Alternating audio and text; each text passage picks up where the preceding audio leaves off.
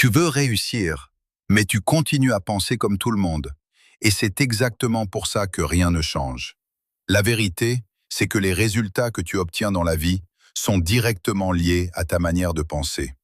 Et aujourd'hui, tu vas découvrir comment penser comme un stratège et sortir définitivement de la moyenne. Parce qu'un stratège ne vit pas au hasard. Il anticipe, il observe, il décide. Première différence. Un stratège ne réagit pas, il prévoit. La majorité des gens vivent dans la réaction.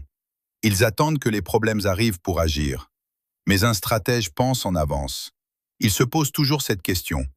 Qu'est-ce qui peut arriver et comment je me prépare? C'est comme aux échecs. Un bon joueur ne pense pas au coup actuel. Il pense aux 5 prochains. Et c'est exactement cette capacité qui crée l'avantage. Deuxième différence. Un stratège pense en termes de système. Les gens moyens cherchent des solutions rapides. Un stratège construit des systèmes. Au lieu de travailler dur tous les jours, il crée un mécanisme qui travaille pour lui. Par exemple, au lieu de chercher de l'argent une fois, il construit une source de revenus automatique. C'est ça la vraie intelligence. Troisième différence. Un stratège contrôle ses émotions. La majorité des décisions que prennent les gens sont émotionnelles. La peur, la frustration, la jalousie. Mais un stratège sait que ses émotions peuvent le détruire. Alors il prend du recul, il analyse et il agit avec logique. Parce que dans la vie, les émotions font perdre, la stratégie fait gagner. Quatrième différence. Un stratège choisit ses batailles. Tout ne mérite pas ton énergie. Les gens moyens se disputent, se comparent, perdent du temps.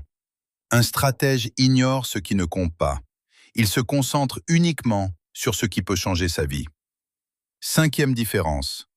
Un stratège s'entoure intelligemment. Il sait qu'il ne peut pas tout faire seul. Alors il cherche des personnes meilleures que lui, des personnes disciplinées, des personnes ambitieuses. Parce qu'il comprend une chose simple. Ton environnement détermine ton niveau. Sixième différence. Un stratège apprend en permanence, mais pas n'importe comment. Il apprend ce qui est utile, ce qui rapporte, ce qui fait avancer. Pas juste du divertissement, mais des compétences.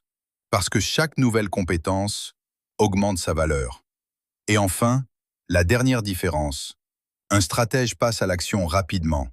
Il ne cherche pas la perfection. Il ne réfléchit pas pendant des semaines. Il teste, il ajuste, il avance. Parce qu'il sait que l'action imparfaite vaut toujours mieux que l'inaction parfaite. Si tu veux sortir de la moyenne, tu dois arrêter de penser comme tout le monde.